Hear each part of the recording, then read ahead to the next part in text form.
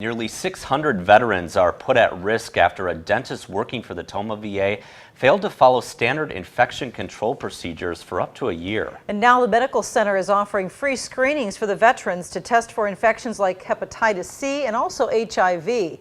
News 8's Madeline O'Neill is live in our newsroom with more. Martha and Mike, although experts say the risk of infection is very low, the Tomah VA is notifying all the patients of a dentist, who they are not naming, who allegedly failed to properly sanitize what is called a dental burr. This comes at a time when the Tomah VA is working to better the medical center, which has come under fire for reports of overprescribing medication and a negative work environment.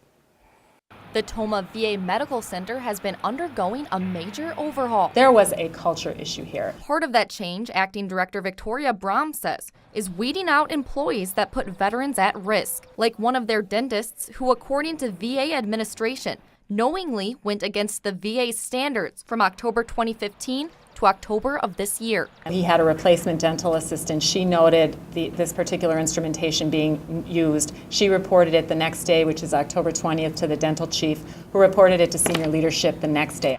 The VA requires the instrument, known as a dental burr, to be disposable.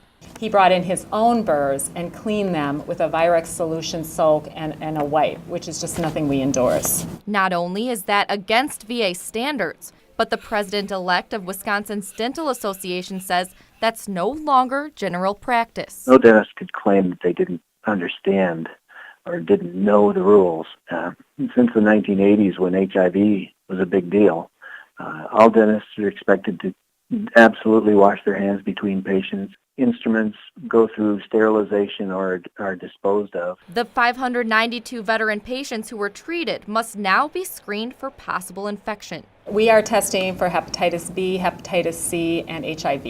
The VA removed the dentist from clinical care and is referring the case to the Criminal Office of Inspector General for an assessment of possible criminal charges.